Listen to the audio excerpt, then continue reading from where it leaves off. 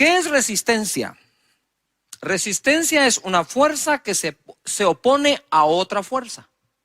Lo voy a repetir. Resistencia es una fuerza que se opone a otra fuerza, de todo tipo, de toda naturaleza. Pero si hablamos de ejercicio, cuando tú estás haciendo pesas, ¿verdad? Y haces pesas para aumentar tu resistencia, tu fuerza, tu potencia, son esas pesas que se hacen de forma lenta y con todo el peso que se puede soportar. Y vas aumentando tu resistencia y cada día puedes aguantar más. Entonces, resistencia es una fuerza que se opone a otra fuerza. Al levantar las pesas, tú estás haciendo eso. En 1 de Pedro capítulo 5, verso 6, dice así: humillados pues bajo la poderosa mano de Dios, para que Él os exalte cuando fuere tiempo. Si estás estudiando las Escrituras, subraya cuando fuere tiempo. Echando toda vuestra ansiedad sobre Él, porque Él tiene cuidado de vosotros. Sed sobrios y velad, porque vuestro adversario, el diablo, como león rugiente, anda alrededor buscando a quien devorar. Estar sobrio y estar velando es lo que a ti te toca. Pero lo que le toca al diablo es devorar. Para evitar que nos devore, debemos ser sabios, debemos de estar sobrios y debemos estar velando. Verso 9, que es a donde quiero ir. Al cual resistid, resistencia, firmes en la fe. Quiere decir que lo que nos está recomendando el apóstol Pedro acá es: hey, ustedes tienen una fuerza para resistir esa otra fuerza.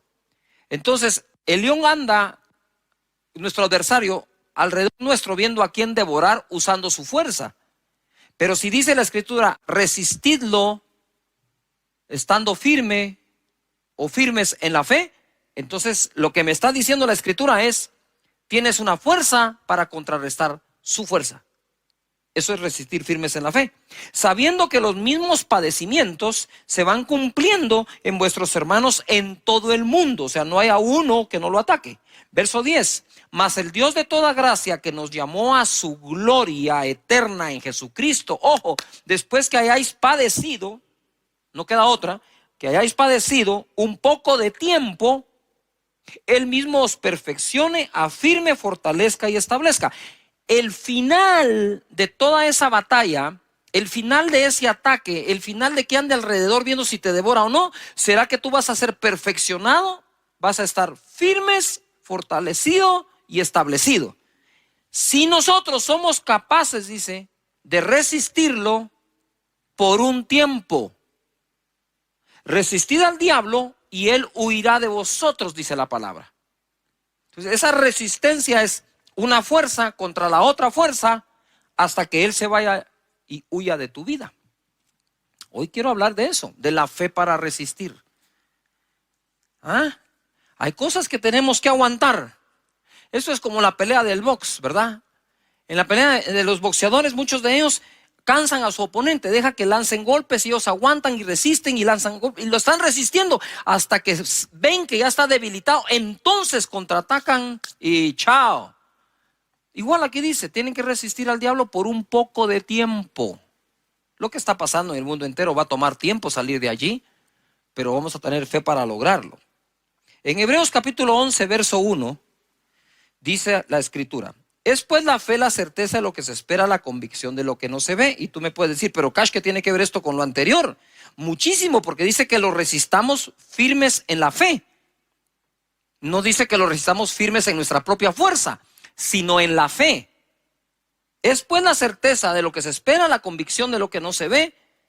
Otra versión dice las realidades. Es estar convencido de las realidades que no se ven. No se ven, pero son realidades. Estamos siendo atacados por las realidades que vemos. Pero debemos resistir confiando y creyendo en las realidades que no vemos. Por la fe se ven. Verso 2. Porque por ella alcanzaron buen testimonio los antiguos. Por la fe entendemos haber sido constituido el universo por la palabra de Dios, de modo que lo que se ve fue hecho de lo que no se veía. Entonces, ojo aquí, pongamos atención. Estamos siendo atacados por las cosas que se ven. Y vamos a estar firmes resistiendo todo eso, creyendo en las realidades que no se ven. Pero ojo, pero pronto de lo que no ves, pero crees, será hecho lo que verás. Lo llegarás a ver. Por eso cito la fe. Y hablando de la fe, la Escritura me enseña que por la fe es que los antiguos alcanzaron buen testimonio. Si nosotros estamos en la era de la fe y de la gracia, pues deberíamos de ser tan exitosos y aún más que aquellos en aquella época. Todo lo que lograron, lo lograron por la fe. Aún fueron justificados delante de Dios por medio de la fe. Hebreos capítulo 11, verso 8. Quiero hablar del padre de la fe. Abraham, cuando yo llegue al cielo por la gracia y misericordia de Dios, si me deja entrar, lo primero que voy a hacer, entre otras cosas, es conocer a todos estos que están en Hebreos 11. Y hay que empezar por el padre de esa fe, que es nuestro padre Abraham. Por la fe Abraham, siendo llamado, obedeció para salir al lugar que había de recibir como herencia, y salió sin saber a dónde iba. Por la fe habitó como extranjero en la tierra prometida, como en tierra ajena, morando en tiendas con Isaac y Jacob, coherederos de la misma promesa, porque esperaba la ciudad que tiene fundamentos, cuyo arquitecto y constructor es Dios. Por la fe también Sara, siendo estéril, recibió fuerza para concebir y dio a luz aún fuera del tiempo de la edad, porque creyó que era fiel quien lo había prometido. Por lo cual también de uno, y ese ya casi muerto, salieron como las estrellas del cielo en multitud, y como la arena innumerable que está a la orilla del mar. Debemos tener una fe para resistir, pero debemos tener una fe para recibir. Son dos cosas diferentes.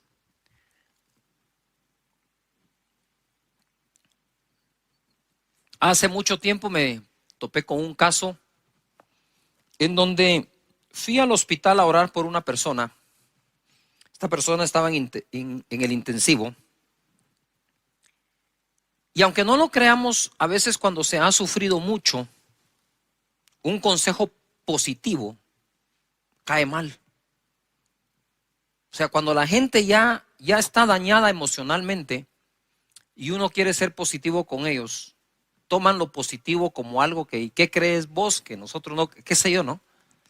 Pues yo llegué a ese lugar, estaba en la sala de espera, quería entrar a orar al intensivo por la persona, y saben que esos intensivos van entrando cada cierta hora, muy pocas personas que se les admite o se les da permiso. Yo buscaba el permiso de la familia para poder entrar a orar. Y entonces ellos me dijeron, pero mira, Cash, me dijeron, y nosotros sí tenemos fe. Mira lo que le pasó a mi hija, lo que le pasó a mi hijo, mira cómo estamos. Y me contó todos los problemas de los cuales no habían salido, pero los habían aguantado. Y en ese momento yo recibo un impacto en donde la palabra que oigo aquí adentro es, aquí sí existe fe, me dijo el Señor, sí existe fe, pero fe para aguantar. Les hace falta la fe para salir o para avanzar. Entonces yo respeté, no dije nada, dije, bueno, muchas gracias, nos vemos. Al otro día pude llegar, entré al intensivo, oré por la persona que, por cierto, bendito Dios sanó. Y justo cuando estábamos orando, estábamos ahí con mi esposa, vienen los demás amigos y familiares, ¿verdad? Porque somos amigos y conocidos. Y en ese momento dije, nos tenemos que ir, ¿verdad? Hay que proteger la fe.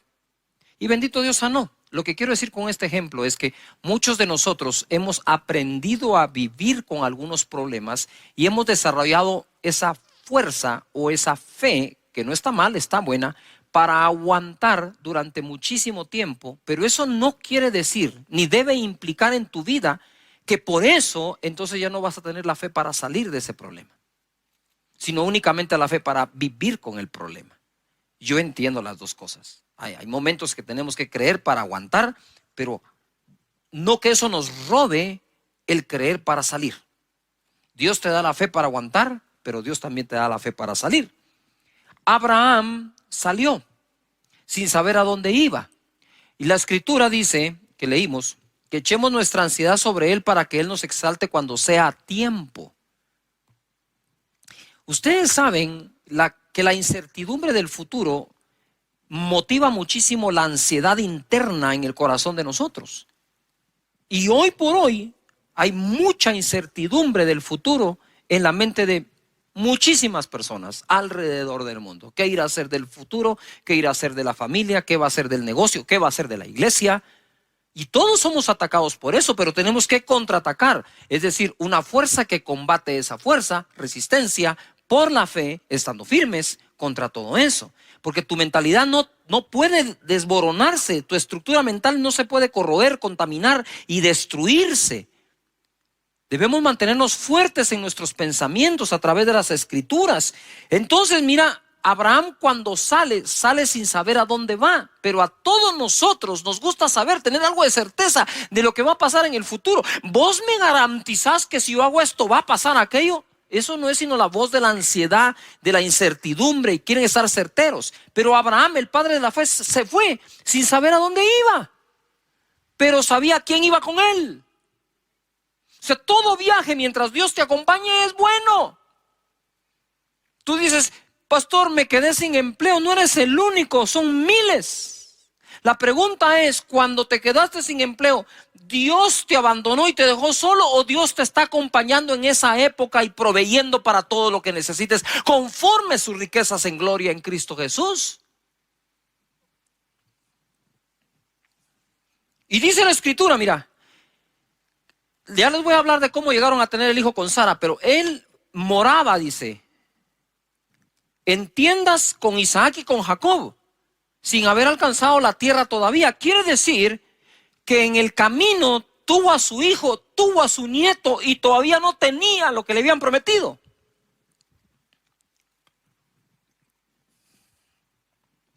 Pero si tienes un destino a dónde ir, no hay manera de alcanzarlo si paras de caminar. Si paro de caminar y si me detengo, el destino no va a venir a mí. Yo tengo que seguir caminando para alcanzarlo. Sara recibió fuerza para concebir, porque creyó que era fiel quien lo había prometido. Y Abraham, ya casi muerto, de él salió una multitud. Yo escribí esto: hoy muchos tienden a querer asegurar su futuro antes de moverse hacia dicho tiempo. Exigimos demasiado la certeza de cosas antes de tomar decisiones. Sin embargo, el padre de la fe salió sin saber a dónde, confiando en Dios. Habitó junto al hijo y nieto en tiendas, esperando lo que Dios prometió. Y ojo, y no encontrando un sustituto para ello. Él esperaba esa ciudad diseñada por Dios. Y en el camino pudo haber tenido muchas ofertas para sustituir aquello en lo que estaba creyendo. Tú no puedes aceptar sustitutos de la promesa que Dios te ha hecho a ti. Debes continuar estando firme, resistiendo, aguantando, creyendo hasta alcanzar lo que te prometió Dios. Pero muchos en el camino encuentran sustitutos a lo que Dios prometió.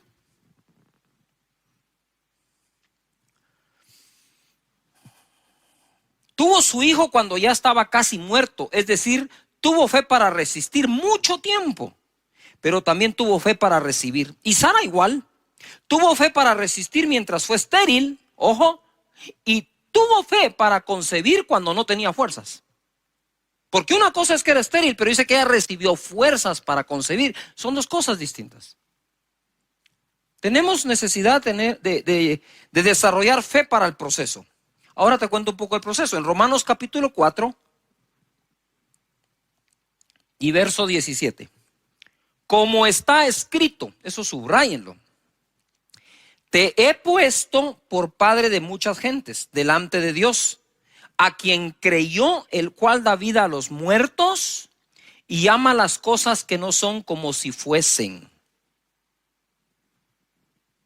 Este es el proceso. Abraham no se llamaba Abraham, se llamaba Abram. Abram quiere decir el Padre es exaltado. Viene Dios y le dice, ya no te llamarás Abram, te voy a poner esta H aquí en medio, te llamarás Abraham, que quiere decir Padre de multitudes. Pero Dios llamó a Abraham Padre de multitudes sin tener ni un solo hijo. Porque Él llama las cosas que no son como que si fuesen. Y es ahí donde tenemos que resistir a la burla y la argumentación que muchos tienen contra lo que nosotros creemos y nuestra fe. ¿Tú crees que Dios abrió el mar rojo? Ah, pues alguien se va a burlar y dice, ¿cómo se te ocurre? ¿Crees que Jericó se cayó dándole vueltas hasta que se derribaron los muros? ¿Ah? ¿Tú crees que Jesús sanaba enfermos de lejos, a los leprosos, y ni siquiera tocarlos, diciéndole que fueran al sacerdote? ¿Crees que Pedro caminó sobre el agua? Pues esas cosas a la mente de mucha gente son ridículas, y entonces nos tratan de ridiculizar en nuestra fe. Pues lo mismo le pasó a Abraham. Yo me imagino que Sara salía y le decía, hey Abraham, que traducido es, hey, Padre de multitudes, porque eso significaba Padre de multitudes, y todos Padre de multitudes, ya está viejito. Ya no puede, sabemos que el otro es estéril, y encima de eso, orgulloso, ¿verdad? Prepotente, padre de multitudes. ¿Qué se cree este? Yo no sé si Abraham en algún momento le dijo a Sara, Sara, ya no me digas así, hombre, qué clavo, mira, todo el mundo me mira como que saber que fuera, pues que te vean como lo que sos padre de multitudes, ponete las pilas.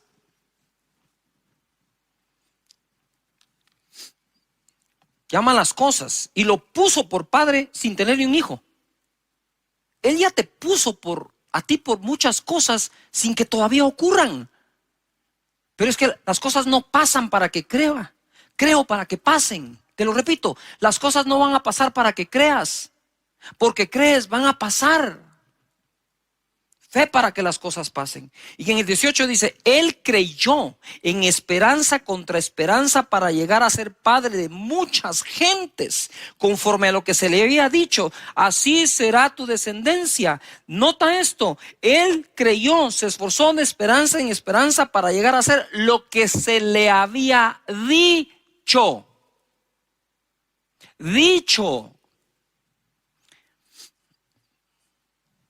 Yo podría decirles, miren mis hermanos, aquí la cosa se va a poner más fea. Espero que aguanten, ¿verdad? Ahí nos vemos en el año 2024, al rato ya salimos. No estamos para eso, las personas que tratamos de buscar a Dios para darte una palabra. Estamos para darte una palabra de fe, que la creas. Entonces Él dice que se esforzó de esperanza contra esperanza. Hay una versión que fue escrita de otra forma, dice, Él se esforzó de esperanza contra todas las demás esperanzas. No se daba esperanza por el viejito Abraham, pero no necesitaba que nadie se la diera. Él sabía lo que creía y sabía en quién creía. Verso 19, y no se debilitó, yo subrayé la palabra debilitó, en la fe. Eso quiere decir que hay personas que ya se están debilitando en la fe. ¿Cómo? Te voy a enseñar cómo no se debilitó y qué hay que hacer para no debilitarte en la fe. Pongan atención, subrayen, escriban en el chat, no me debilitaré en la fe, no me debilitaré en la fe. ¿Cómo? De esta manera. No se debilitó en la fe al considerar su cuerpo, que estaba como ya muerto o ya como muerto, siendo de casi 100 años. O la esterilidad de la matriz de Sara. Entonces, ¿cómo una persona puede debilitar su fe? Considerando de más, considerando de una manera incorrecta lo que está pasando.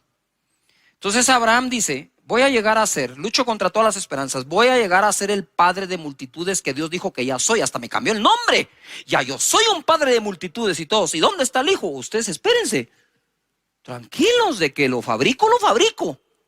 Pero si ya tenés 100 años, entonces, ojo a lo que voy a decir con muchísimo respeto. Abraham, a sus 100 años, dice que no consideró su cuerpo como ya muerto. Y se recuerdan que dice, y ya de él que estaba casi muerto, entonces de ahí sacó una multitud. casi muerto en este contexto es, Abraham ya no podía tener relaciones con Sara, no había forma, ni aunque Sara fuera fértil, él no podía tener relaciones con Sara para poder engendrar un hijo y Sara concebirlo. Pero además no consideró a Sara que estaba estéril. Pongan atención a esto. No consideró ninguna de las dos partes. No consideró lo que le pasaba a él, ni tampoco consideró lo que le pasaba a Sara. Y lo que quiero decirte es, no puedes considerar tú en este momento lo que te pasa a ti y lo que le está pasando al mundo entero, porque eso va a debilitar tu fe. ¡Yuhu! Todo lo contrario, es cierto, sí. Abraham dijo que no, dijo esto no es cierto. Él dijo, no lo voy a considerar de tal manera que el mensaje que reciba es que lo que Dios dijo que iba a pasar es imposible. Claro que es imposible al hombre, pero lo que es imposible al hombre es posible a Dios, dice la Escritura.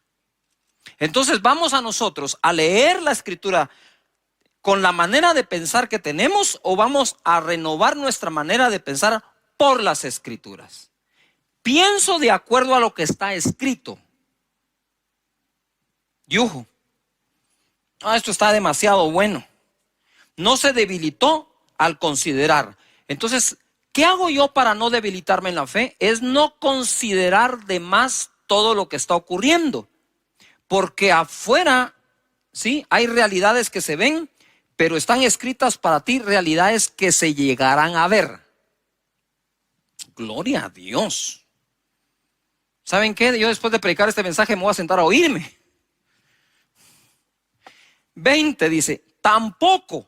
Todos pongan en algún lugar, tampoco. No me debilito y tampoco. Dice, dudó por incredulidad. Es que una vez se debilita la fe, lo que viene es la incredulidad. No se debilitó por incredulidad de la promesa de Dios, sino que se fortaleció en fe, dando gloria a Dios, plenamente convencido. ¡Wow! Esto es una fe para el proceso. De cuando Dios te hable a cuando Dios ocurra, pueden pasar días, semanas, meses, años o generaciones. No vamos a tapar el sol con un dedo. Puede ocurrir. Pero como he dicho yo, si lo que Dios me prometió no se cumple mientras yo estoy vivo, mi mayor herencia va a ser decirle a mis hijos, se va a cumplir mientras tú estés vivo. Y si no se cumple, le vas a decir a mis nietos que se va a cumplir mientras ellos están vivos, porque así fue como Abraham pasó su fe a Isaac y a Jacob.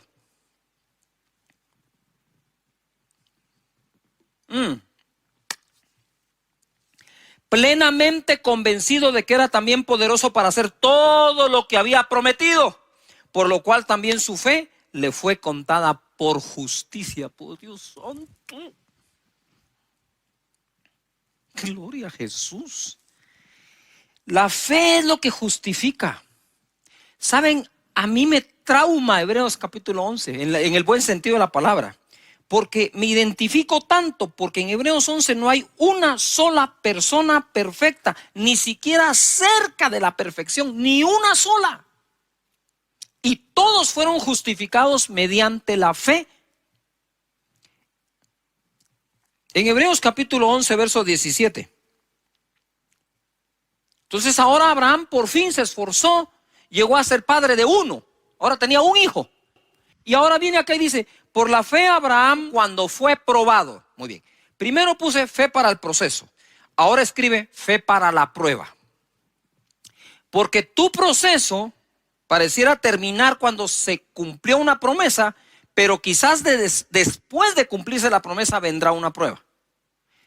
Y dice, por la fe Abraham cuando fue probado ofreció, escribe la palabra ofrecer, ofreció a Isaac.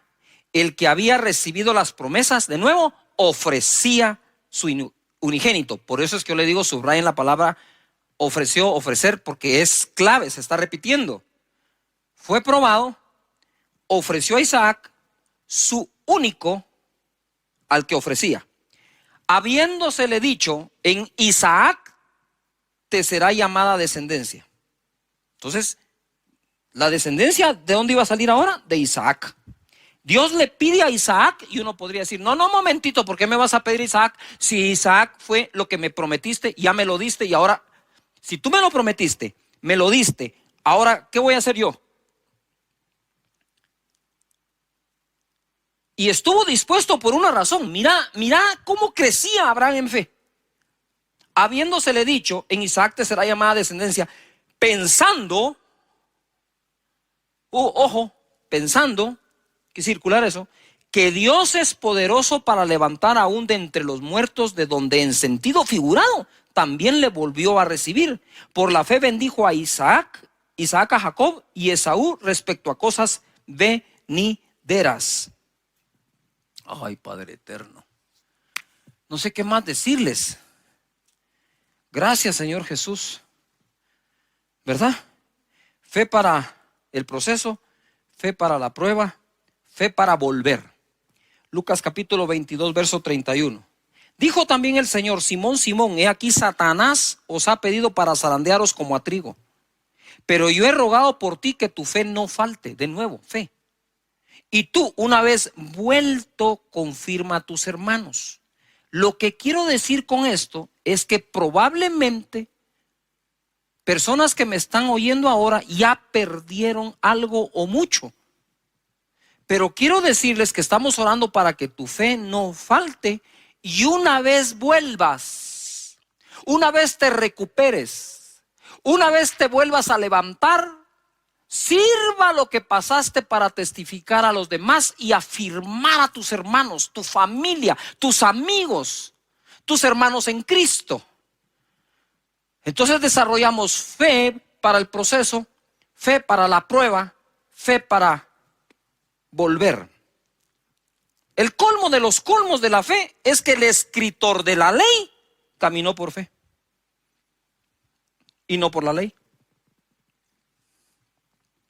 Te lo voy a leer así rápido porque esto es importante. Hebreos 11:23 dice: por la fe Moisés, cuando nació, fue escondido por sus padres por 3 meses, porque le vieron niño hermoso y no temieron el decreto del rey. Por la fe Moisés, hecho ya grande, rehusó llamarse hijo de la hija de Faraón, escogiendo antes ser maltratado con el pueblo de Dios que gozar de los deleites temporales del pecado, teniendo por mayores riquezas el vituperio de Cristo que los tesoros de los egipcios, porque tenía puesta la mirada en el galardón. Mirada, esta es la clave aquí, mirada. Por la fe dejó a Egipto, no temiendo la ira del rey, porque se sostuvo como viendo al invisible. Paren allí. En el verso 26, quisiera que subrayes o encierres o hagas lo que seas, remarques, mirada. En el verso 27, quiero que subrayes viendo. Él se sostuvo como viendo al invisible. Eso es Dios. ¿Estamos de acuerdo? Pero dice que tenía puesta la mirada en el galardón. Yuju. Mientras mantengas tu mirada en el invisible, mientras te sostengas como viendo al invisible, creyendo que Dios está contigo, no hay nada de malo que pongas tu mirada en un galardón. Yuju. No hay nada de malo que pongas tu mirada en estos tiempos en decir: yo creo que en estos tiempos tan malos mis finanzas se pueden multiplicar. Y la gente dice: deja de ver eso. Sí, pero es que yo me sostengo viendo al invisible. Moisés se sostuvo viendo ¿a quién? Al invisible, pero puso su mirada ¿en dónde? En el galardón.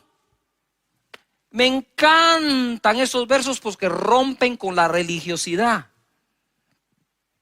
Tú puedes decir: no, eso no es así. Claro, porque tú estás leyendo de acuerdo a lo que ya pensabas, no estás pensando de acuerdo a lo que estás leyendo. Si pensamos de acuerdo a lo que leemos, no hay nada de malo, ahí está escrito. Y es Moisés, autor de la ley, justificado por la fe. Digo yo: Moisés, ¿qué haces aquí en Hebreos 11 si tú eres autor de la ley? Sí, pero aunque escribió la ley, solo se puede salvar por la fe.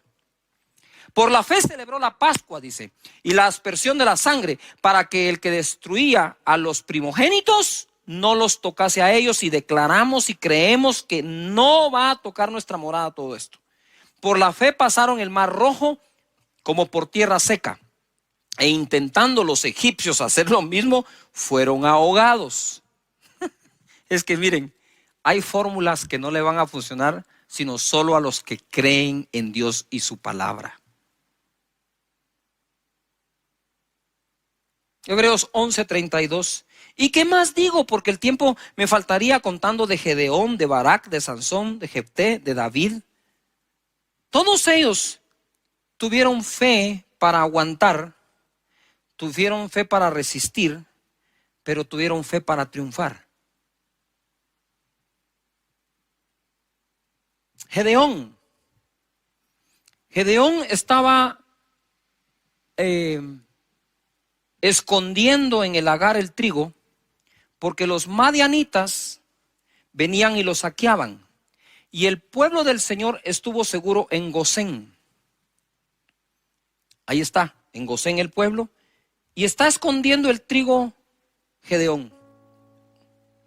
Tuvo fe para aguantar. Pero un día el Señor le va a dar la victoria después de que él viene, se le presenta, Gedeón le ofrenda y entonces le revela la estrategia. Gedeón tenía 32,000 personas y en un solo día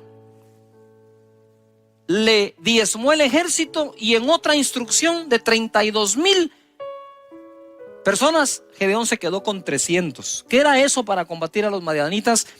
Y Dios le dijo, son muchos y no van a glorificar a Dios. Se van a gloriar en sus propias fuerzas. Así que le quitó Dios. A veces Dios quita, entre comillas, para poder ser Él glorificado y que tú lo conozcas más y que para Él no hay nada imposible. ¿Qué ocurre acá?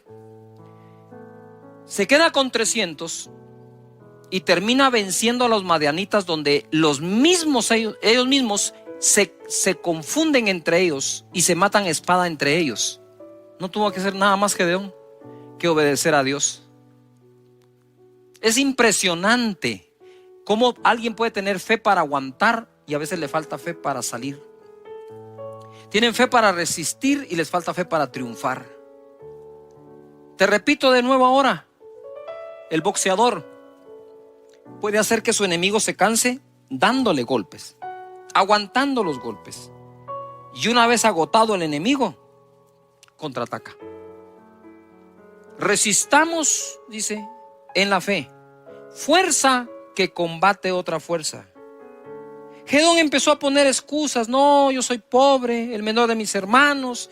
Pues si dice la Biblia que todo el pueblo empobrecía, no había nada extraordinario en que lo fuera también. Pero Dios los sacó de pobre a conquistar la tierra de Madián. Fe para triunfar. Y en Hebreos capítulo 11, porque es lo que estuvimos leyendo, verso 4, se registra la primera obra de fe que la humanidad hizo. La primera obra de fe que la humanidad hizo. Verso 4. Por la fe, Abel ofreció a Dios más excelente sacrificio que Caín, por lo cual alcanzó testimonio que era justo, dando Dios testimonio de sus ofrendas, y muerto aún habla por ella.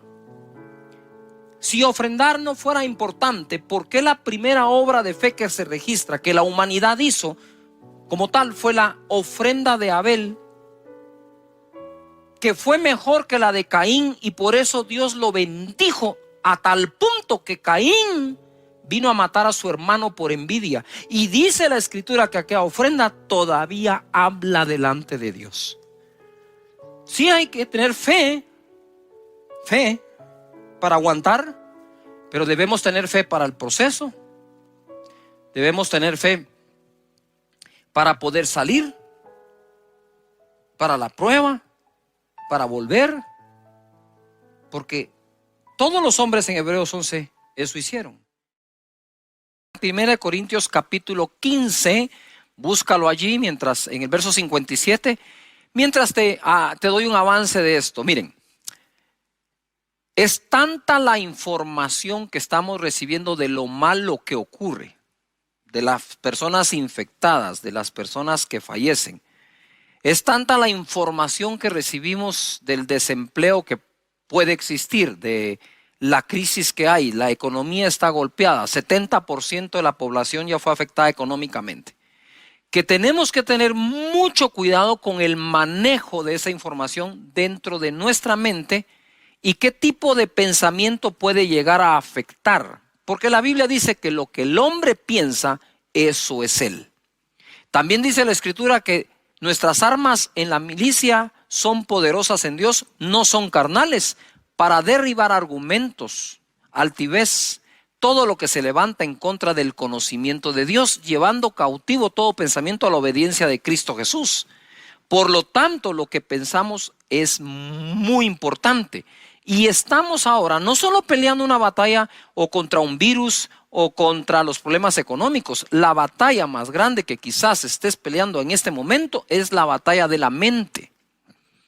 Entonces, en 1 Corintios 15, 57 dice, o se nos enseña, mas gracias sean dadas a Dios que nos da la victoria, y por favor subrayen la palabra victoria o enciérrala en un círculo, por medio de nuestro Señor Jesucristo. Lo primero que tenemos que tener claro es que nosotros somos más que victoriosos en aquel que nos amó. Y esa palabra victoria es algo que debes escribir en algún lugar, que debes subrayar en tu Biblia o marcar en tu escritura digital. La cosa es que tienes que tener presente esa palabra, victoria. Empieza a utilizar esa palabra lo más que puedas. Entonces, sigue así. La Escritura nos sigue enseñando. Así que, o como consecuencia, así que, hermanos míos amados, estad firmes y constantes, creciendo en la obra del Señor siempre, sabiendo que vuestro trabajo en el Señor no es en vano. ¿Qué es lo que quiero decir? Es, mientras sigamos contando las historias que no son de victoria, porque no creo que en esta época todas las historias sean de fracaso. Hay historias, muchas historias que son de victoria. Entonces yo digo, ¿por qué no empezamos a buscar todos los testimonios posibles dentro de nuestra gente? Hay muchísimos. Nosotros no solo escuchamos oraciones, escuchamos testimonios y aprovechando que estamos hablando del tema, puedes ir a casadedios.org y escribir tu testimonio. ¿Qué es lo que glorifica a Dios? Ojo, nuestros problemas no glorifican a Dios. Es la fe que tenemos en Él y su palabra para salir del problema. Y temo por algunos que están entrando en el modo de fe para aguantar y se están olvidando de ponerse en modo de fe para salir. No es lo mismo tener fe para aguantar un problema que tener fe para salir del problema. Nos urge movernos a un modo de fe para salir y no solo para aguantar. Si te acostumbras a solo aguantar, pronto será tu nuevo normal el andar aguantando. Y si bien es cierto, hay que aguantar, hay que resistir, pero es creyendo que vas a salir. Entonces, en los casos de victoria, dice, me recuerdo, dice, o nos enseña la victoria que Dios nos dio en Cristo Jesús, así que por eso debo estar firmes. Quiere decir que los casos de victoria nos inspiran a estar firmes, a ser constantes y a seguir creciendo, sabiendo que nuestro trabajo no es en qué, en vano. Debemos buscar testimonios de victoria. Escríbelos, coméntalos, agarra tu celular, manda un testimonio de victoria a tu grupito del chat. Les quiero contar, que bendito Dios, tuve este milagro, me pasó esto, me pasó lo otro.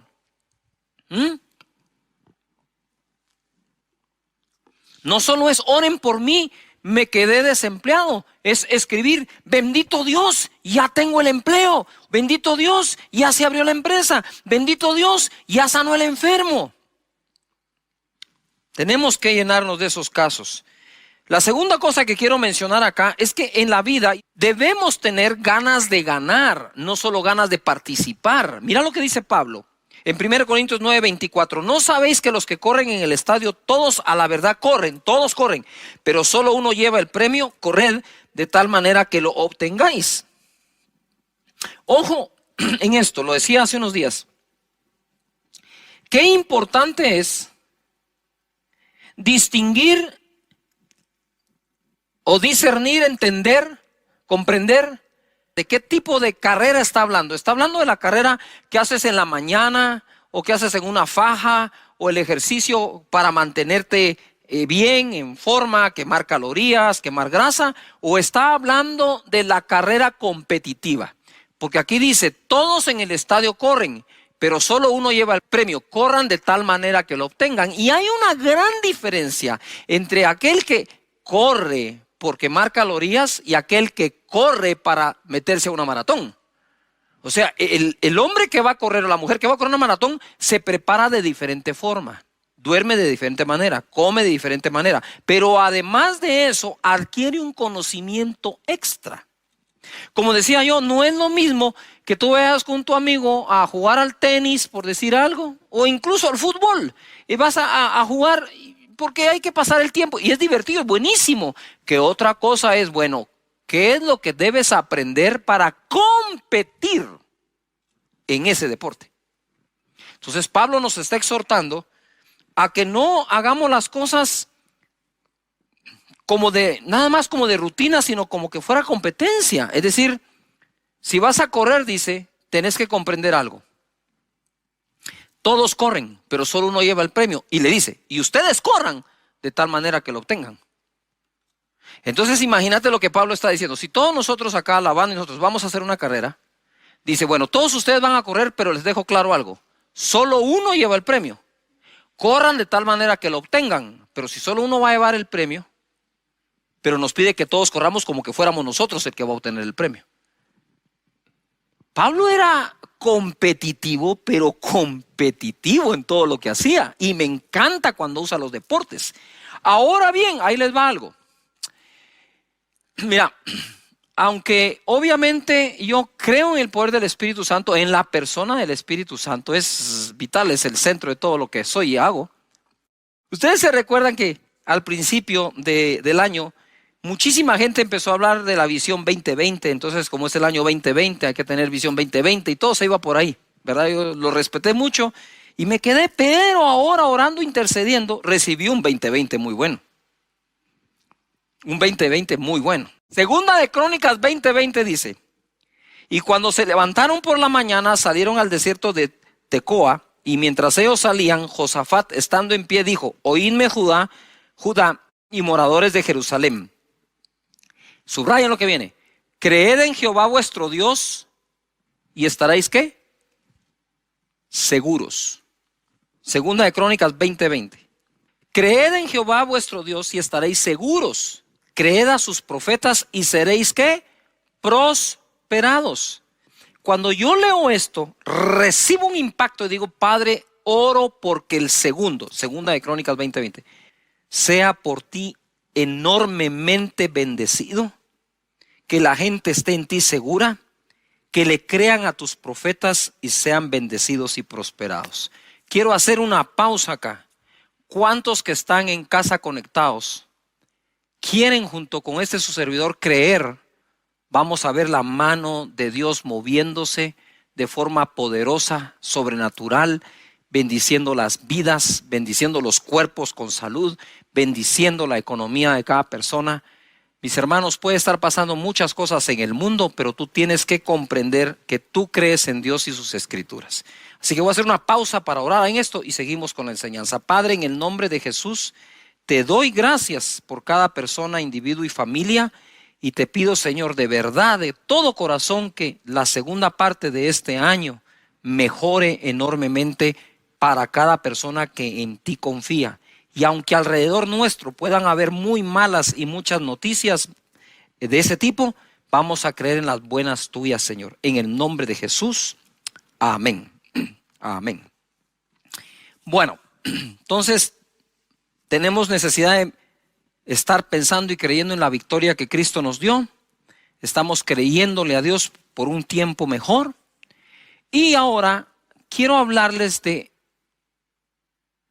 dentro de este tema, de algo que es importante desarrollar en el carácter nuestro. Mira, Yo no creo haber dejado de ser pastor de jóvenes, pero cuando oficialmente eso era lo que hacía como tal, yo me di cuenta de algo.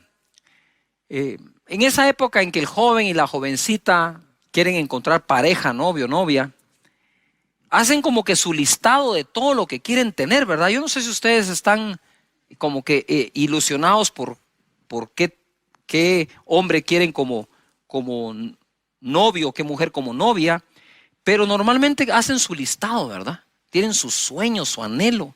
Entonces está aquella jovencita que dice, yo quiero primero se ponen espirituales, ¿va? Porque no, eso no falla.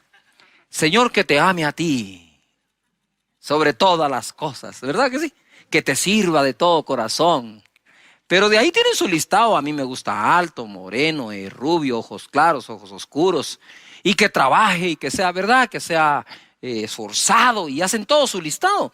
Pero digo yo, y yo le enseñaba a los jóvenes, antes de hacer el listado de lo que quieres recibir y que la pareja tenga, haz el listado de lo que tienes que ofrecer. Y les digo esto en son de broma, pero a la vez en serio, porque había una jovencita que, Cash, mira, estoy orando por mi novio, seguramente Dios tiene mi pareja y yo quiero que sea trabajador y que tenga una maestría. Le digo, mira, discúlpame, le digo yo, pero a mí en tu casa me han contado que no te está yendo bien en los estudios, eso sí, tenés el listado de lo que querés, de lo que demandás, pero no has hecho el listado de lo que ofreces. Y así nos pasa en todos lados. La gente está buscando un trabajo y lo primero que hacen es, bueno, ¿cuánto paga? ¿A qué hora entro? ¿A qué hora salgo? ¿Cuál es el día libre? ¿Qué ofreces? Y esta época no está para andar demandando mucho, está para incrementar nuestra oferta. Para eso tenemos que agregar valor a nuestra vida, valor a nuestro conocimiento para tener algo mejor que ofrecer. Porque si hay una crisis de empleo, no te puedes dar el lujo de no incrementar aquello que tengas o puedas ofrecer. En 2 de Reyes capítulo 4 verso 1 dice, una mujer de las mujeres de los hijos de los profetas clamó a Eliseo diciendo, tu siervo, mi marido, ha muerto. Y tú sabes que tu siervo era temeroso de Jehová y ha venido el acreedor para tomarse 2 hijos míos por siervos o esclavos. Y Eliseo le dijo, ¿qué te haré yo? Declárame qué tienes en casa. Y ella dijo, tu sierva ninguna cosa tiene en casa, sino una vasija de aceite. Al parecer la mujer se dio cuenta que sí tenía algo después de declarar que no tenía nada. Porque de verdad que una pequeña vasija con aceite era insignificante para la crisis que le había dejado el marido. Hay cosas que a mí me cuesta comprender. Dice que esta es mujer de uno de los hijos de los profetas. Y le dice a Eliseo, tu siervo. Entonces el marido de esta mujer era siervo de Eliseo. ¿Sí? Y Eliseo fue un hombre acostumbrado a ver el poder de Dios sobrenatural. Pero el hecho que veamos o deseemos ver el poder sobrenatural de Dios no nos exime de ser sabios, inteligentes en lo que hacemos y prepararnos. Esa mezcla es la mezcla que siempre he tratado de buscar en la vida. Dios es sobrenatural y hará lo sobrenatural. Pero Moisés incluso fue educado. ¿Y qué de Sadrach, Mesach y Abednego? ¿Y qué de Daniel? ¿No buscaban la sabiduría de estos jóvenes? El mismo Nabucodonosor, el rey de Babilonia, buscaba la sabiduría que estos tenían. Entonces es una, ¿cómo dijera eso? Como encontrar ese punto de equilibrio, porque Dios te da lo sobrenatural como te da el conocimiento y la ciencia y la inteligencia y el consejo y la prudencia. Es el mismo Dios que hace una, es el mismo Dios que te da la otra también. Y no entiendo cómo este hombre, siendo se supone discípulo de Eliseo, dejó endeudada a la viuda. Me cuesta entenderlo, muchísimo. Pero, ¿verdad? ¿Por qué cuesta entenderlo? Por ese estereotipo que tenemos de los hombres de Dios que no pueden fallar en nada. Eso es una gran mentira, fallamos en muchísimas cosas. Somos vulnerables igual que todos, cometemos errores igual que todos, ¿verdad? Entonces este hombre quizás cometió ese error de dejar endeudada a la viuda y ahora venía un problema mayor. tenía que pagar la deuda entregando a sus hijos como esclavos. ¿Qué madre quiere eso? Nada, imagínate. Quedas viuda y encima de eso endeudada. No hay con qué pagar la deuda. Te piden a los hijos como garantía. Y ahora lo que tienes es una vasija con aceite. Decime si no se parece a las situaciones que estamos viviendo hoy. Quiero decirte que el luto que la humanidad está viviendo hoy no se trata solo de un ser querido que pudo haber fallecido. El luto se suman muchos, la pérdida del trabajo, la pérdida de una oportunidad que justo era en ese momento cuando todo empezó. Hay muchas cosas pasando y por eso le decía, la batalla mental es muy fuerte y tenemos que pelearla llenando nuestra mente de palabra de Dios, de escrituras, de promesas de Dios, de confianza en Él. Verso 3. El profeta le dijo, ve y pide para ti vasijas prestadas en todos tus vecinos. Vasijas vacías, no pocas, le dijo. Entra luego y enciérrate tú y tus hijos y echa en todas las vasijas y cuando una esté llena, ponla aparte. Le dio hasta un método para hacerlo. Y se fue la mujer y cerró la puerta, encerrándose ella y sus hijos. Y ellos le traían las vasijas y ella echaba el aceite. Cuando las vasijas estuvieron llenas, dijo a uno de sus hijos, tráeme aún otras vasijas. Él le dijo, no hay más vasijas. Entonces cesó el aceite. Vino ella luego y le contó al varón de Dios, y el cual dijo, ve y vende el aceite y paga a tus acreedores, y tú y tus hijos vivid de lo que quede. ¿Ya se dieron cuenta ustedes la combinación entre lo sobrenatural que ocurrió? Eliseo le dijo, ¿sabes qué? Toma esa vasija, pide prestadas vasijas vacías de todos tus vecinos, no pocas sino muchas, y empieza a llenar. Cada vez que termines de llenar una vasija, ponla aparte. Y entonces cuando ya llenaron las que tenían, la mujer le dice al hijo, a uno de ellos, ve y trae más vasijas, y al hijo, ya no hay vasijas, se acabaron. Entonces dice él, cesó el aceite. Y viene el profeta y le dice, bueno, ahora vende todas. Eso es una instrucción. ¿Qué es lo que a la gente no le gusta? A la gente le gusta, el milagrote, pero las instrucciones ya no. Y es ahí donde la cosa ya no funciona. Entonces la instrucción es, vende las vasijas, paga la deuda. Y con lo que quede, vive tú y tus hijos. Pero ¿qué hace la gente hoy? Todo lo contrario. ¿Verdad? Toman para vivir como quieren y a ver si queda para pagar la deuda. Totalmente al revés de lo que el profeta dice. Ahora entendemos lo que hace un rato dije. Crean los profetas y serán ¿qué? Prosperados. ¿A quién le creyó aquella mujer? Al profeta Eliseo. ¿Y qué ocurrió? Ocurrió el milagro, pagó la deuda y le quedó para vivir. Hay que ser sabios en el manejo del presupuesto. Hay que ser sabios en el manejo del presupuesto. Todo el tiempo debemos serlo. Ahora ojo acá. Me impresiona que el marido de aquella mujer no pudo hacer en vida por ella lo que Dios hizo habiendo quedado viuda usando solo una vasija de aceite. Lo que no pudo hacer el marido, lo hizo Dios. Mira, quizás tú ya encontraste muchas razones para fracasar.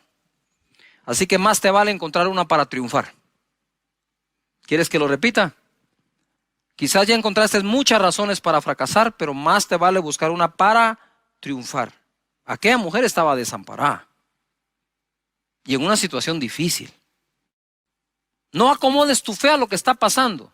Que lo que está pasando se empiece a acomodar a tu fe, a lo que le crees a Dios. Salmo 46:1 dice, Dios es nuestro amparo y fortaleza, nuestro pronto auxilio en la tribulación o en las tribulaciones. Por tanto, no temeremos aunque la tierra sea removida y se traspasen los montes al corazón del mar. No temeremos, dice, aunque la tierra entera sea removida y los montes se tiren al mar, ¿Por qué? Porque Dios es nuestro amparo y nuestra fortaleza, nuestro pronto auxilio en las tribulaciones. ¿Qué significa la palabra amparo? Significa proteger o favorecer a algo o a alguien que lo necesita. Él es nuestro amparo.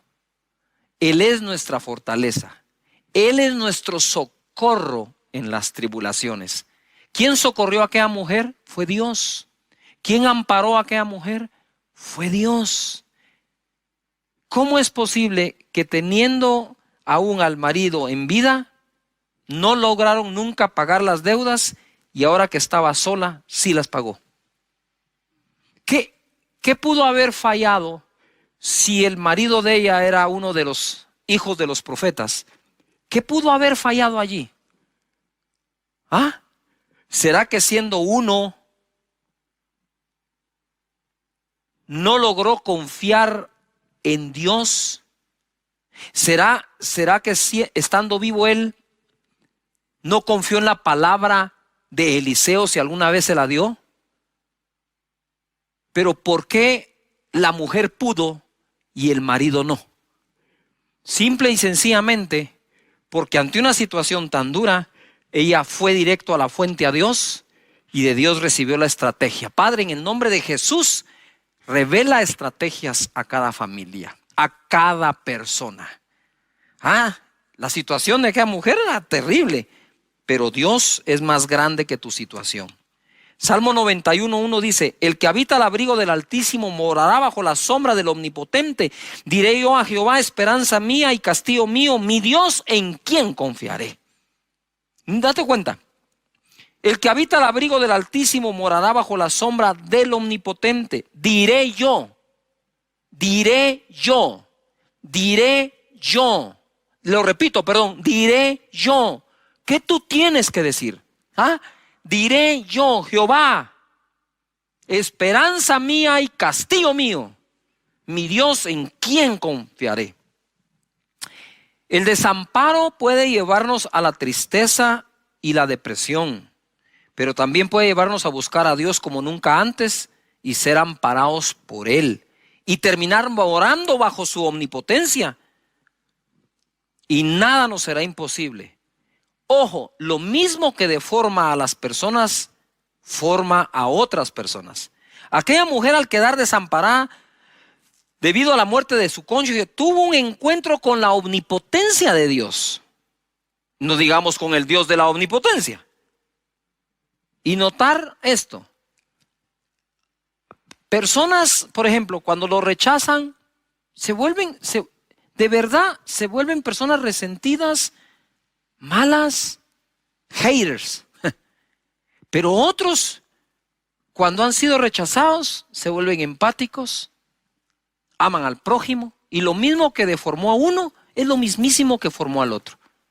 Hijos que que vimos disuelto el hogar de nuestros padres, nos convertimos en personas de bien, y otros, por menos de eso, se convirtieron en personas de mal. Aquella mujer se pudo haber convertido a saber en qué. Al quedar viuda, desamparada, se pudo haber amargado, y no que los profetas, sino que, y este que era tu siervo, mira lo que está pasando. Nosotros conocemos la buena historia en medio de la crisis, pero pudo haber sido una mala historia también. Eso va a depender de la reacción que tú tengas ante todo lo que está pasando a tu alrededor.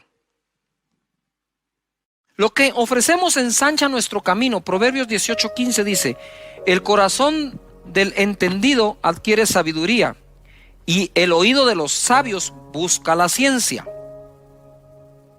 La dádiva del hombre le ensancha el camino y le lleva delante de los grandes. Adquiere sabiduría y ciencia, dice. Mas la dádiva, ¿qué es lo que dice?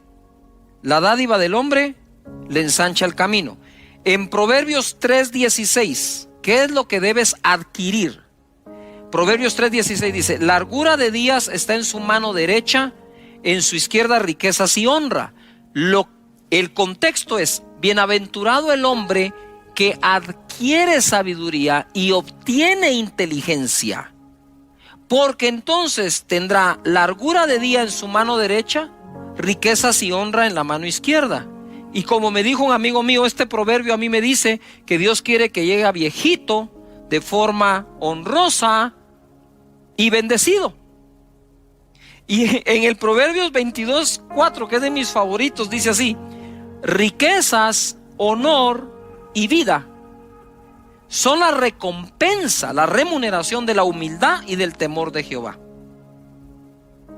Si en serio tienes un corazón humilde y respetas a Dios, pues ¿qué es lo que ofrece las Escrituras? No, olvídate de mí. ¿Qué dice Proverbios? No, ¿qué dice Cash Luna? ¿Qué dice Proverbios? Riquezas, honor y vida son la recompensa de la humildad y el temor de Jehová. Entonces te lo voy a parafrasear. Dios quiere que obtengas tus ganancias de forma honrada sin perder la vida. Mira esto, te va a gustar. Dios quiere que obtengas tus ganancias, ingresos, riqueza, de forma honrada sin perder la vida. Entonces hay quienes obtienen sus ganancias de forma honrada, pero se viven enfermando del estrés que tienen. Pero la voluntad de Dios es que obtengas tu ganancia de forma honrada sin enfermarte por el trabajo que tienes. Ahí tú puedes ver el bienestar total de Dios. Dice: sí, yo te quiero bendecir económicamente, pero quiero bendecirte con principios y valores y manera de trabajar de forma honrada, y que puedas tomar tu tiempo para descansar y usar la inteligencia que te doy para trabajar, para que no necesites enfermarte mientras haces tu ganancia de forma honrada. Entonces la voluntad de Dios es tan global que dice: está bien, te voy a bendecir económicamente, te voy a bendecir formando tu carácter y cuidando tu salud. ¿Qué más quieren? Dios está presente en todas las áreas de tu vida. Ahora bien, vuelvo de nuevo a Proverbios 18:15. El corazón del entendido adquiere sabiduría, lo que acabamos de enseñar, y el oído de los sabios busca ciencia. Pero la dádiva del hombre le ensancha el camino y le lleva delante de los grandes. Entonces puedes ser muy sabio, puedes tener mucho conocimiento, pero lo que te lleva delante de los grandes hombres es lo que das. Lo que das me refiero a lo que ofreces. Yuhu. Es esa oferta que brindas de tus servicios, de tu trabajo, de lo que sabes hacer o de lo que estás aprendiendo a hacer. Eso es lo que te ensancha el camino, dice la Escritura. Mira, dice acá la palabra en Proverbios 18:15, ahí mismo, pero en la versión Dios habla hoy: los sabios e inteligentes adquieren los conocimientos que buscan. Con un regalo se abren todas las puertas y se llega hasta la gente importante. Cuando hablo aquí de un regalo, ¿qué tal si en esta época ofreces tus servicios a las personas de tal manera que les des una muestra de lo que puedes hacer sin necesidad de cobrar? Le dice: pastor, ¿de qué está hablando usted? No, pero es que aquí dice, ¿verdad? Esto, lo que quiero decirte es: deja que la gente pruebe tu trabajo. Que lo pruebe, a ver si les gusta. Haz un pequeño proyecto esperando que te den el otro, no sé. Pero aquí está clara la Escritura, ¿no? Esa mentalidad de demandar en lugar de ofrecer no es la mejor manera de salir adelante, nunca, y menos en este momento. En Éxodo 1:13 y 14 dice: y los egipcios hicieron servir a los hijos de Israel con dureza y amargaron su vida con dura servidumbre en hacer barro y ladrillo y en toda labor del campo y en todo su servicio, al cual los obligaron con rigor. Capítulo 3, verso 18 dice así: y oirán tu voz e irás tú y los ancianos de Israel al rey de Egipto, y les diréis: Jehová, el Dios de los hebreos, nos ha encontrado. Por tanto, nosotros iremos ahora camino de 3 días por el desierto para que ofrezcamos sacrificios a Jehová nuestro Dios. Cuando yo leí esto, dije: wow, ¿qué pasó aquí? ¿Por qué Dios lo primero que le pidió al pueblo es salgan y ofrezcan? Porque la mentalidad de ellos ya había sido afectada por generaciones de esclavitud que no creían ser capaces de ofrecer algo. Ya el pueblo estaba subyugado a ver si alguien les daba algo. ¿Cómo Dios podría conquistar la tierra prometida con todo un pueblo cuya mentalidad había sido rebajada a eso? Y por eso Él va a forzar su mente a que crean que pueden ofrecer algo. Que puedan ofrecer algo. Me recuerdo que estuve yo en un país en Noches de Gloria. Terminábamos muy tarde y nos llevaron a comer a un restaurante. Fuimos ahí, comimos, cenamos.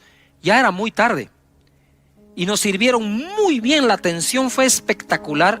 Y entonces yo le dije al mesero: mire, fíjese que nosotros, ese día todavía no había Noches de Gloria, era otro día. Le dije: fíjese que mañana tenemos un evento y vamos a salir bastante tarde. ¿A qué hora cierran ustedes? Y él me dijo: no importa a qué hora cerramos, nosotros lo podemos esperar a la hora que sea, me dijo. Pero mire, le dije, podría ser 1, 2 de la mañana. No importa, nosotros lo esperamos. Wow, dije yo. Efectivamente, dije, qué actitud más buena. Fuimos a comer al otro día, muy tarde, y el mesero con una actitud impresionante. Entonces yo pensé, este hombre debe ser el dueño. Y le pregunté: mire, ¿usted es el dueño de este restaurante? No, me dijo, yo no soy el dueño, soy un mesero.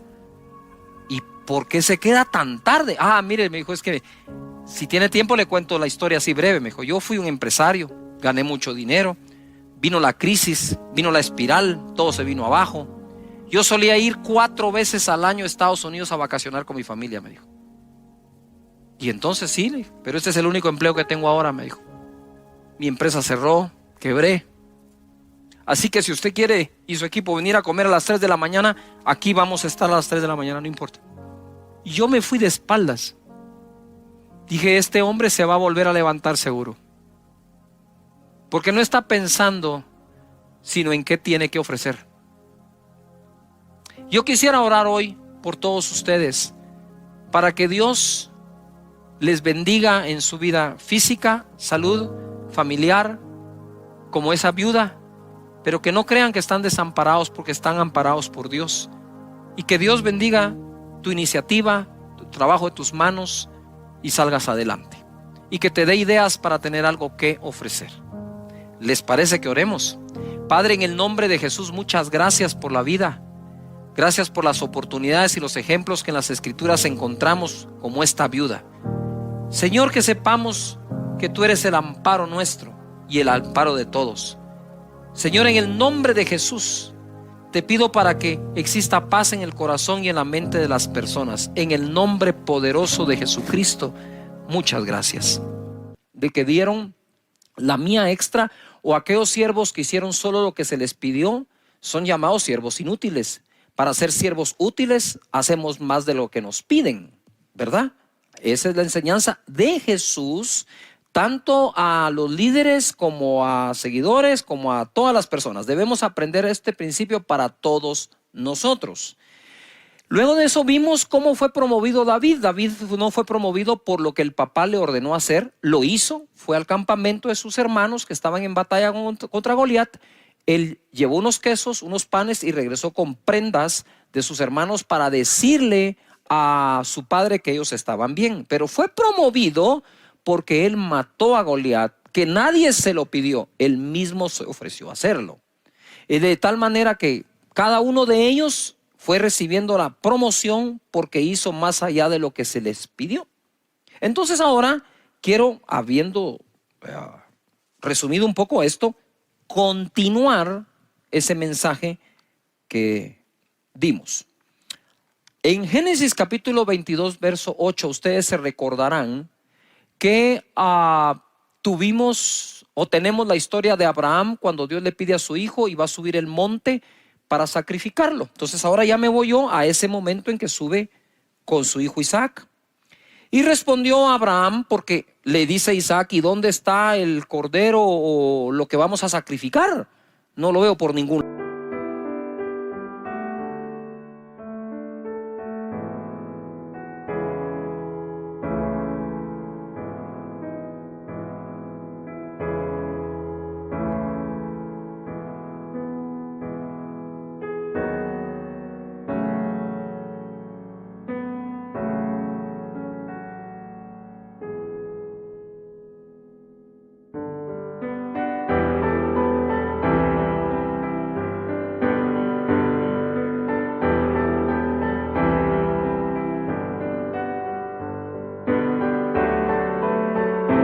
lado. Y entonces Abraham le contesta, Dios se proveerá de cordero para el holocausto, hijo mío. E iban juntos. ¿Tú te imaginas para Abraham subir el monte y contestarle al hijo, Dios se proveerá cordero para el sacrificio, tú tranquilo, hijo mío? Y el hijo no sabía lo que le podía esperar. En el verso 9, cuando llegaron al lugar que Dios le había dicho, edificó allí Abraham un altar y compuso la leña y ató a Isaac su hijo y lo puso en el altar sobre la peña. Y extendió Abraham su mano y tomó el cuchillo para degollar a su hijo. 11. Entonces el ángel de Jehová le dio voces desde el cielo y le dijo, Abraham, Abraham. Y él respondió, heme aquí. Y dijo, no extiendas tu mano sobre el muchacho ni le hagas nada, porque ya conozco que temes a Dios por cuanto no me rehusaste tu hijo, tu único.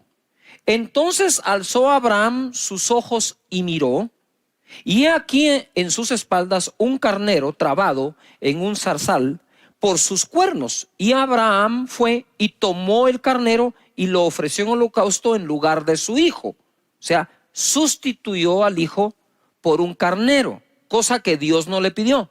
Dios no le pidió el carnero, que quede claro. Esto ya es de la voluntad de Abraham, más allá de la obediencia de Abraham.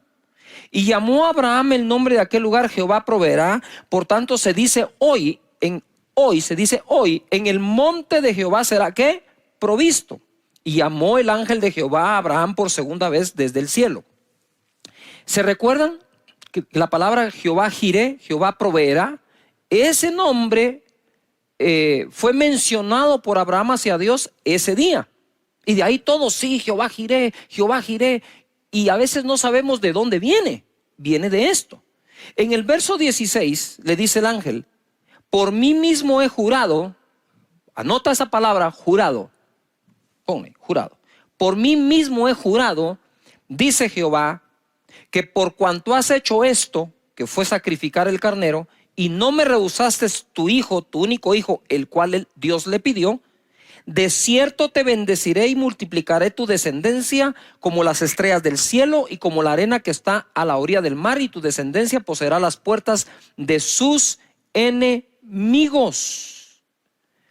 Le he puesto por título la enseñanza de hoy, el día que Dios juró. Él dice que nosotros no podemos jurar, simple y sencillamente porque, ¿por qué podemos jurar? Sin embargo, Dios, no encontrando otro mayor que Él por quien jurar, juró por sí mismo. Mira, una cosa es cuando Dios nos habla y nos hace una promesa, otra es cuando la jura.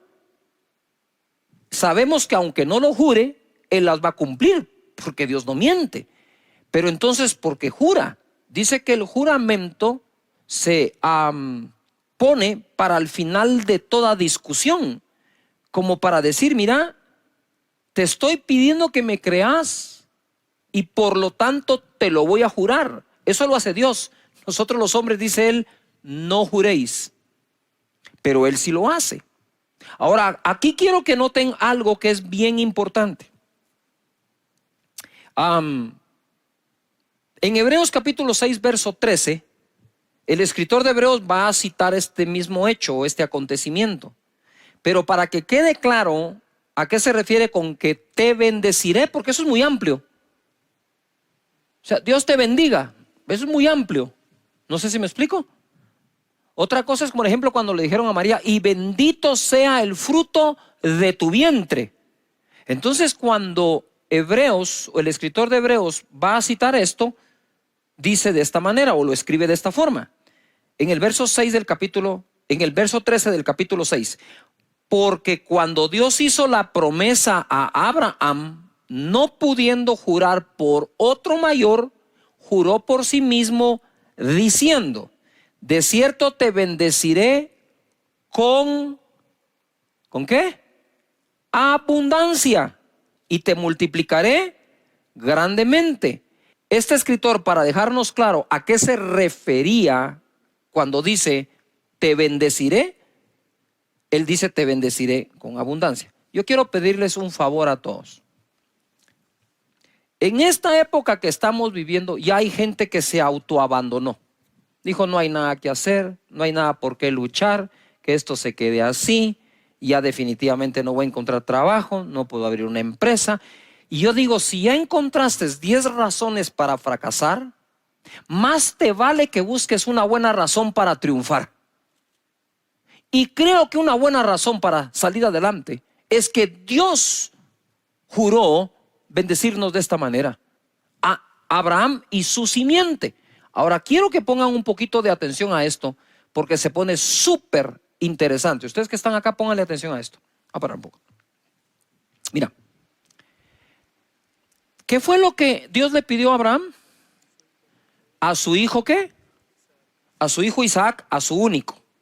Lo va a presentar en sacrificio cuando el ángel le dice, hey, no hagas eso, no hagas eso. Ya yo sé que temes a Dios al no rehusarle al hijo único. Entonces él voltea a ver, encuentra al carnero trabado en un zarzal, lo toma y lo sacrifica en lugar del hijo. Entonces, por la fe se dio por sacrificado Isaac, ¿verdad?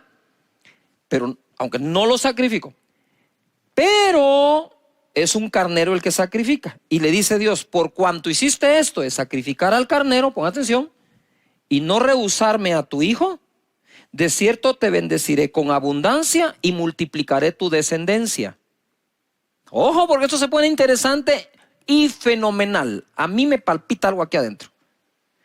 Dios hizo de Abraham un hombre muy rico y lo hizo un gran ganadero. ¿Se recuerdan? Eso surge del sacrificio del carnero. Le dice, te bendeciré con abundancia. Se refería a la multiplicación de ese carnero.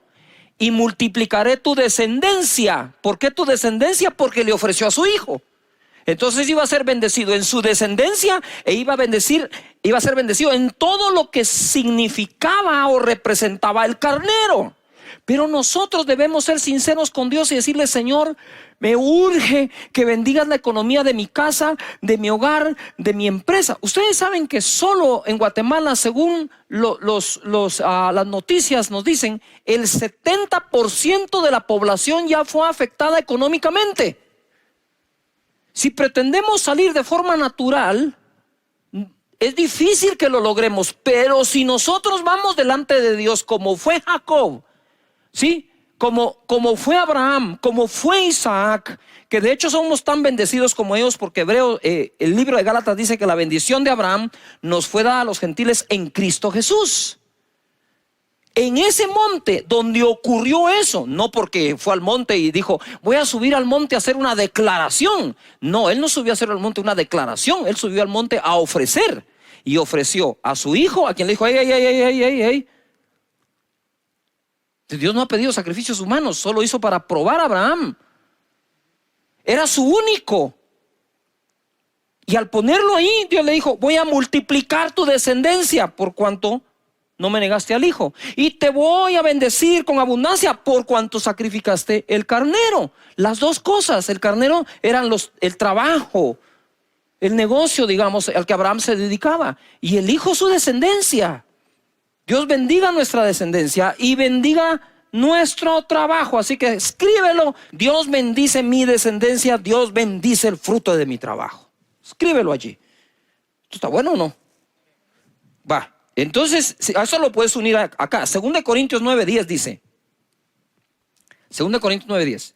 Y el que da semilla al que siembra y pan al que come, proveerá y multiplicará vuestra sementera y aumentará los frutos de vuestra justicia. Por favor, si pueden ustedes circular, subrayar o escribir en algún lugar la palabra sementera. ¿Qué es lo que Dios va a multiplicar? Ok, Él va a proveer y multiplicar ¿la qué? Sementera. ¿Sí o no? ¿Dónde está qué?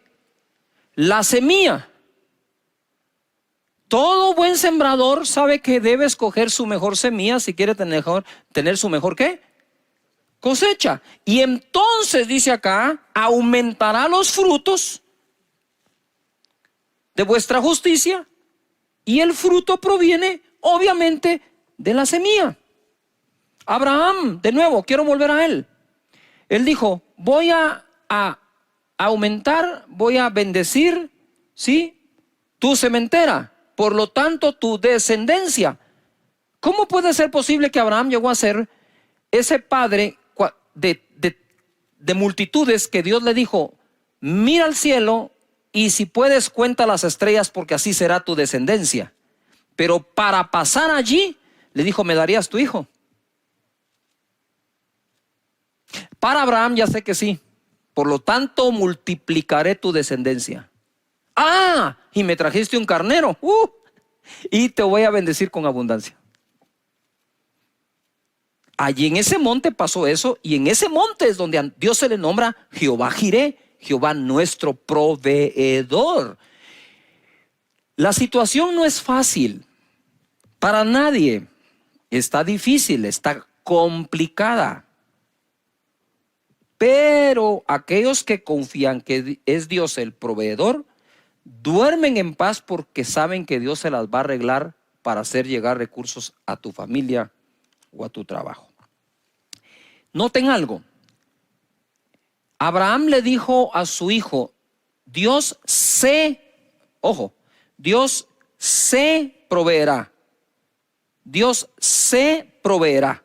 No dijo Dios proveerá, dijo Dios se proveerá cordero. Sin embargo, lo que encontró en el monte fue un carnero.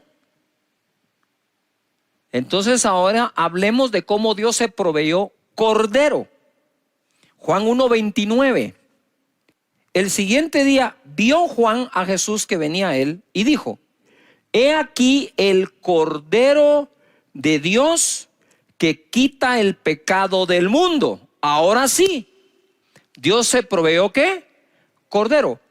Mira, él exigía al cordero sacrificado para el perdón de pecados. Esos corderos los traían y el sumo sacerdote se encargaba del sacrificio.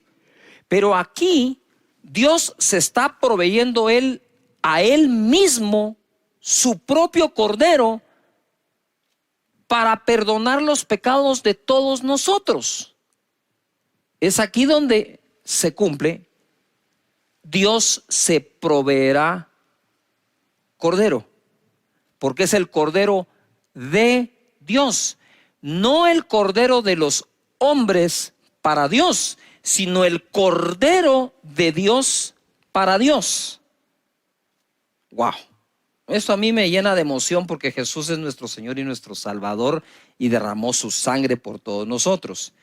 Si Dios le pidió a Abraham a su hijo y Abraham no rehusó a su hijo, ¿cómo podría entonces Dios rehusar a su propio hijo?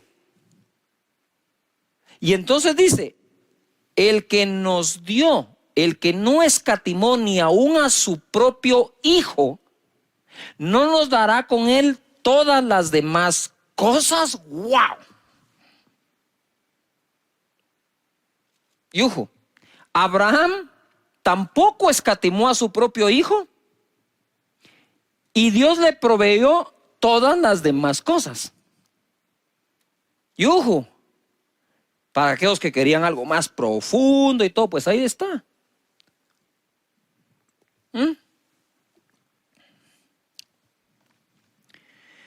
Es impresionante lo que ocurre con Jesús, Cordero sacrificado.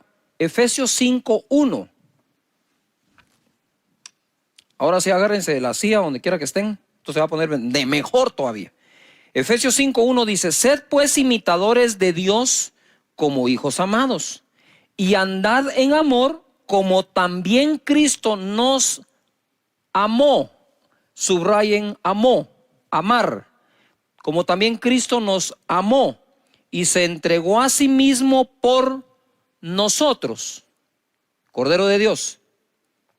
Lo que viene, por favor, subráyalo, porque esto te va a quitar algunas cosas que en la mente quizás te han puesto personas que sin leer tan solo dan opiniones. Subraya lo que viene, creo que va a ser muy edificante para tu vida. Él se entregó a sí mismo por nosotros, ofrenda. ¿Qué palabra está ahí? Ofrenda, estoy hablando de Jesús. Sacrificio a Dios en olor fragante. Entonces, ese sacrificio que Jesús hizo en la cruz fue la ofrenda de Jesús para con su Padre. El equivalente a lo que Abraham iba a hacer con Isaac. Dios no lo dejó, dijo, si no me rehusó su hijo Abraham, viene Dios y no nos rehúsa a su propio hijo. Mira, una cosa es creer en el sacrificio que Jesús hizo, y otra cosa es ver el amor de Dios de haberlo entregado por nosotros. Si hay algo que el ser humano no aguanta, es ver a sus hijos sufrir. Yo quisiera que nos pusiéramos a pensar por un momento qué vivió, qué sintió, por qué pasó Dios Padre cuando vio a su hijo en la cruz del Calvario.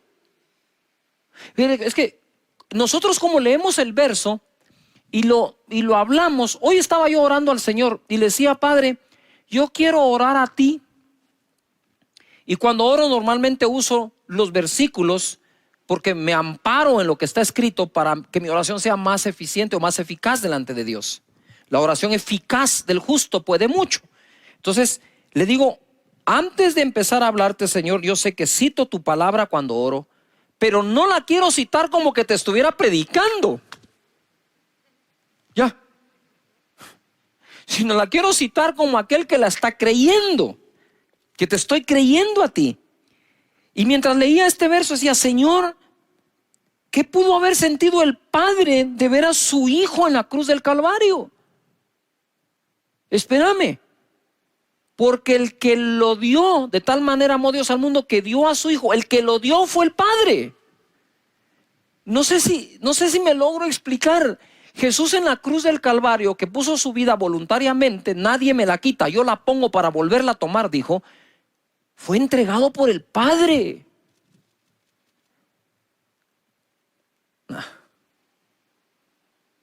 Ver a tu hijo sufriendo en la cruz, o ver a tu hijo sufriendo y saber que tú lo entregaste. No estoy hablando que tú lo traicionaste, ese fue Judas. Eso es otra cosa. Estoy hablando de la entrega de darlo al mundo por nosotros. Eso debe haber sido, no quiero ni imaginar lo que vivió Dios. Claro, él sabía que si Abraham creía que al entregar a su hijo Dios era capaz de devolvérselo de entre los muertos, ¿cómo no lo habría de creer el Padre de Jesús, sabiendo que sí habría de resucitar? Pero aunque vaya a resucitar, no podés obviar y quitar de en medio su sacrificio y su sufrimiento. Ahora quiero que comprendas esto. Dice Efesios que Él se entregó a sí mismo como ofrenda, en olor fragante, un sacrificio acepto a Dios. En otras palabras, ¿qué fue Jesús en la cruz? La ofrenda que Dios mismo se proveyó. Yo digo, Padre, pero si nosotros podemos ofrendarte, ¿por qué te tenías que proveer tu propia ofrenda? Y ahora tiene sentido cuando Él dice, Él da semilla al que siembra. Él es el que la da. Él es el que la provee. No le damos a Dios nunca nada que Dios no nos haya dado antes. Si le vamos a dar algo a Dios es porque Él ya lo dio a nosotros. Mira lo que dice Filipenses capítulo 4 verso 15. Y sabéis también vosotros, oh filipenses, que al principio de la predicación del Evangelio, cuando partí de Macedonia, ninguna iglesia participó conmigo, ninguna iglesia participó conmigo en razón de dar y recibir, sino vosotros solos. No podemos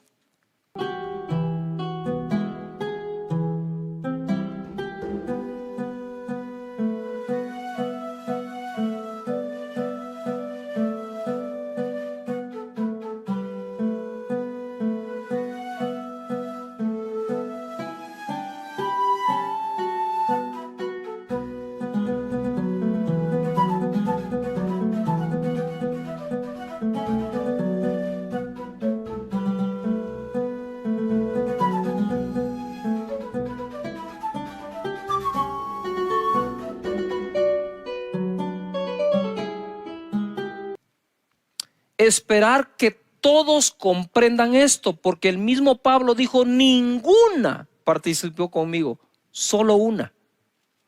Solo una tenía ese entendimiento en aquel entonces, los filipenses.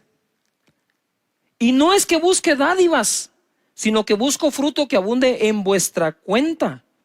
Pero todo lo he recibido y tengo abundancia, estoy lleno, habiendo recibido de Epafrodito lo que enviasteis, olor fragante, sacrificio acepto, agradable a Dios. El mismo calificativo que le dio al sacrificio de Jesús en la cruz, sacrificio agradable a Dios en olor fragante, es el mismo calificativo que le da a nuestras ofrendas. Entonces, mientras algunos te pueden criticar por hacerlo, juzgar, señalarnos, perseguirnos, Dios dice, no. Eso es sacrificio agradable a mí en olor fragante. Lo que enviasteis. Y cuando dice enviar, como que estamos en esa época, ¿no? De buscar la manera de enviar la ofrenda. El 19 es la palabra que te tengo acá. Mi Dios pues suplirá todo lo que os falta conforme a sus riquezas en gloria en Cristo Jesús. Mi Dios pues suplirá todo lo que os falte conforme a sus riquezas en gloria en Cristo Jesús. Y aquí quiero hacer una pausa en esto y quiero regresar a cuando estaba diciéndoles, cuando oro le digo, Señor, voy a usar las escrituras, las uso, Señor, tu palabra dice, ¿verdad? Pero no como predicándole a Él, sino como recordándome en lo que estoy creyendo. Y de pronto orando, siento un impacto que algunos han perdido su sinceridad para hablar con Dios. Tú puedes decir, bueno, esto se acabó, hay que cerrar el negocio. Sí, pero no la provisión. Y como que, ahora vamos a ver qué pasa. Señores, no entren en ese estado. Esto va a durar más tiempo. Y tenemos que acudir al Señor. Y ser sinceros, Señor, decíselo. Sí me preocupa mi situación económica. Hemos estado tensos en casa, discutimos, pero hemos llegado a un acuerdo que te vamos a creer a ti con todo el corazón. ¿Qué nos cuesta ser sinceros con Dios en lugar de andar fingiendo que somos los superhombres y supermujeres super mega espirituales cuando por dentro estamos afligidos, tenemos afán, preocupaciones? Vamos delante de Dios. Vamos delante de Él y yo digo, Señor, bendice a tu pueblo, bendice a tu gente, Señor, multiplícales. Mira, Proverbios 27:18 nos enseña, quien cuida la higuera de su pueblo, comerá su fruto. Quien cuida una higuera come de su fruto. Y el que mira por los intereses de su Señor tendrá honra.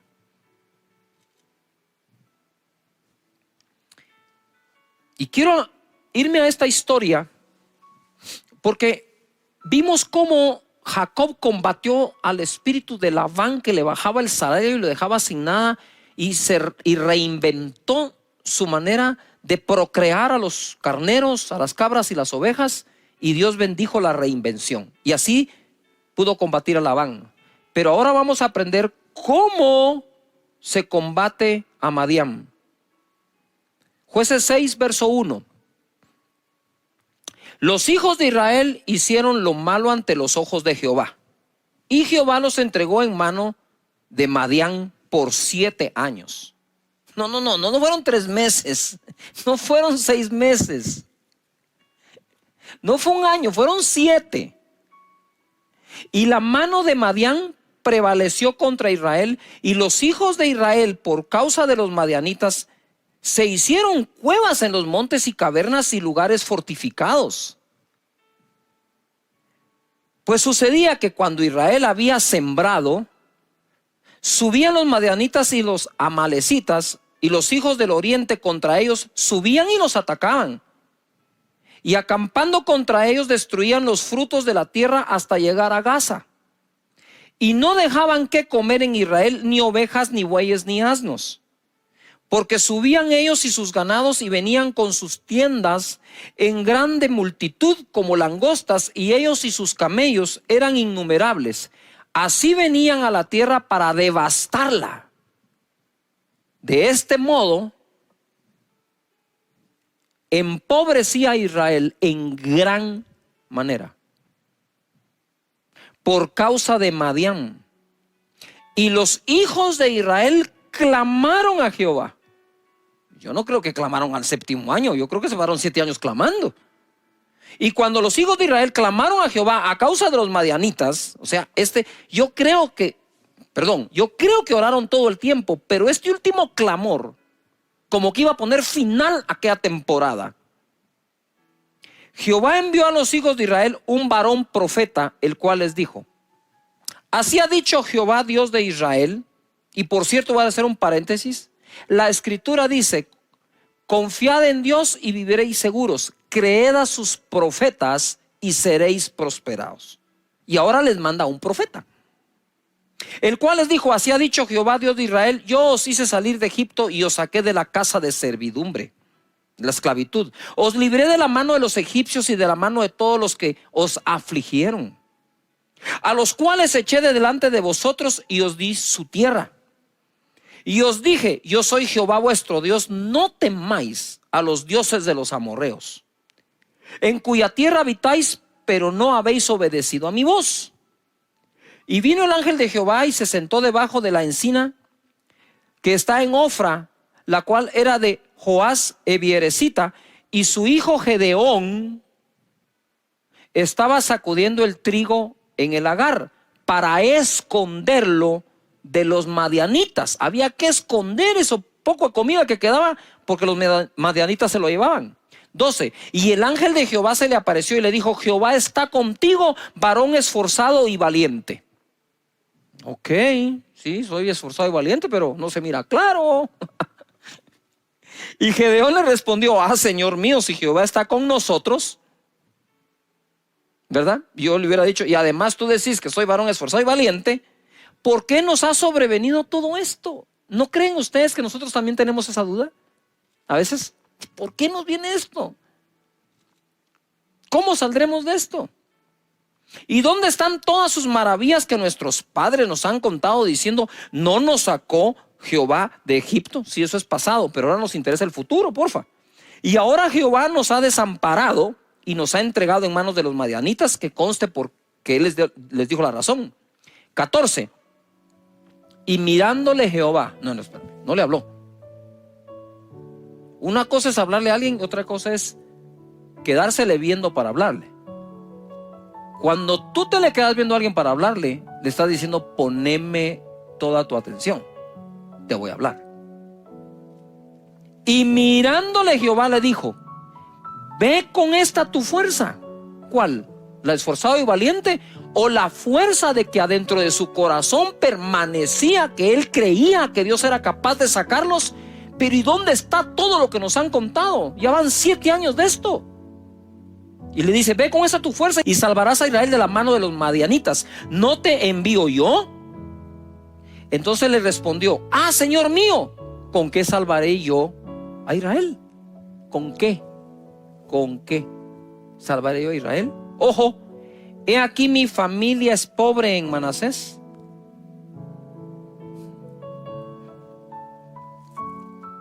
Y yo el menor de la casa de mi padre. Pregunto, a ver, estudiantes. He aquí mi familia es pobre y yo el menor.